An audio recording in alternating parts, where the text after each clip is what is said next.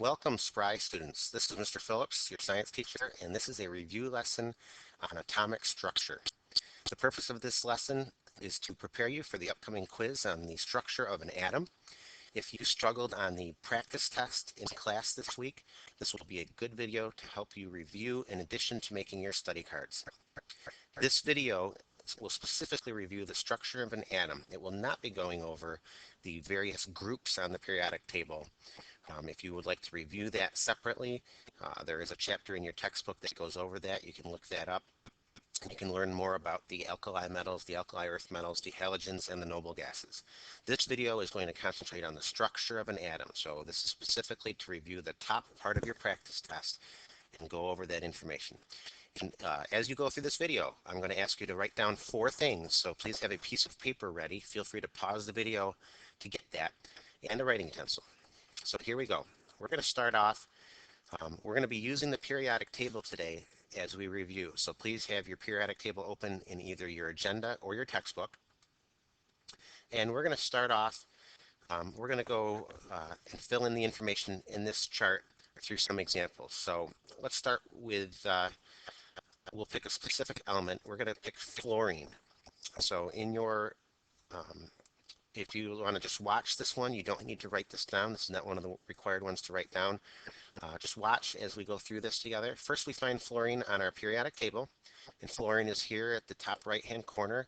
It's element number 9 and has an atomic mass of 19.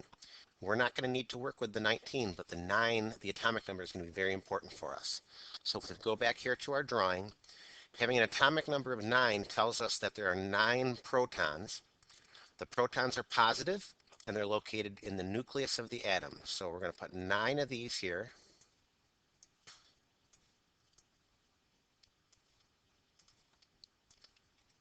In the center, in the nucleus. Now, when we draw atoms, we're drawing neutral atoms. That's the way atoms normally are. And so our atoms are going to have equal positives and negatives. So since we put 9 positive charges in the nucleus, we're going to have to put 9 negative charges to cancel those out and make our atom neutral. So we're going to put 9 electrons around our nucleus, not in, but around. So 1, 2, 3, 4, 5, 6, 7, 8, and 9. And these electrons are flying all around at the speed of light, creating like a swarm around the nucleus. The nucleus is like a beehive. The electrons are like bees flying around. Now, our 9 protons are not going to want to be next to each other. Opposites attract. So our protons are attracted to our electrons, but the protons are not attracted to each other. So we have to hold those in place somehow. So we're going to use neutrons for that. Since we had 9 protons, let's put at least 9 neutrons in there to hold them together.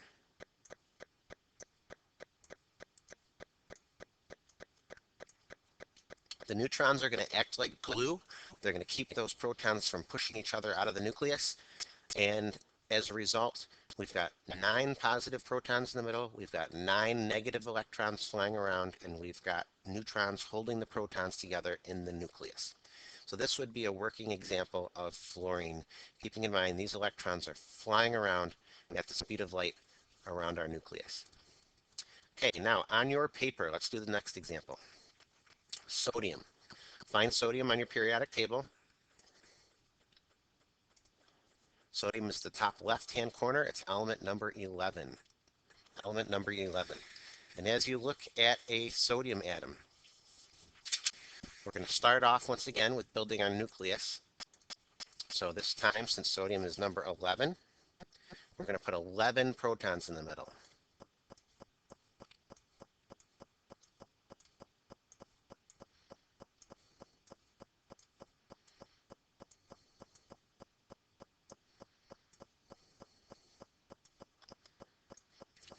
So we have 11 positive charges. Once again, sodium needs to be neutral. So if it has 11 positives in the middle, it has to have 11 negatives flying around.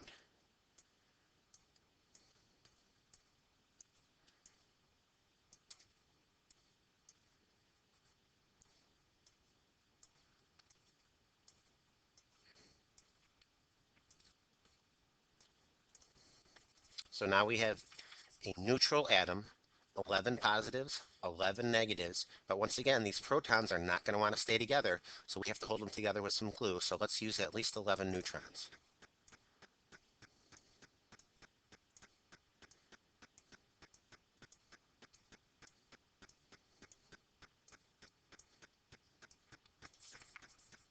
So there we go. We've got a sodium atom, 11 protons, 11 electrons flying around, and at least 11 neutrons helping hold the nucleus together so it doesn't fall apart.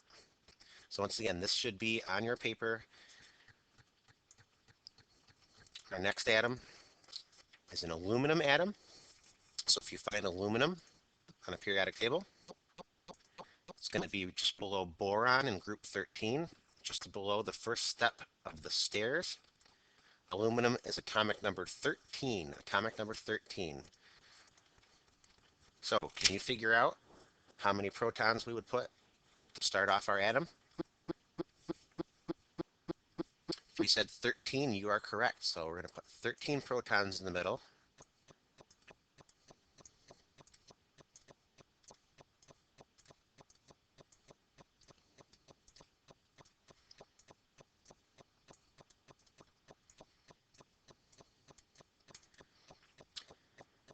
Can you figure out how many electrons we would need to have around our aluminum atom? If you said 13, you are correct. We need 13 negatives to cancel out our 13 positives.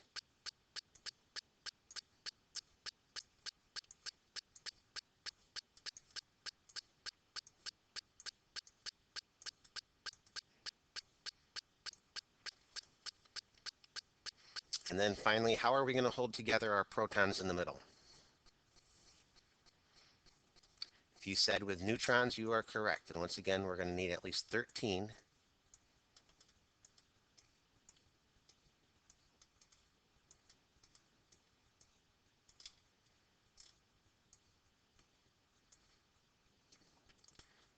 And that'll help hold our protons in the middle so they don't leave the nucleus.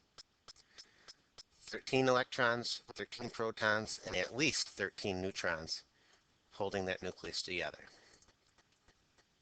So we've looked at fluorine, we've looked at sodium, and we've looked at aluminum. So I'd like you, in addition to having sodium and aluminum on your paper, I'd like you to answer the following two questions on your paper.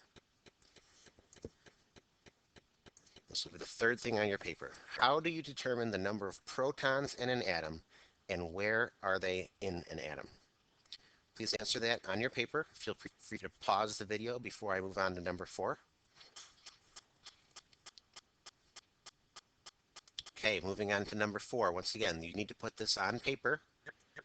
Number 4, how do you determine the number of electrons in an atom, and where are they in an atom? How do you determine the number of electrons in an atom, and where are they in an atom? Once again, your two drawings and the answers to these two questions need to be on paper. That will help prove that you watched this review video.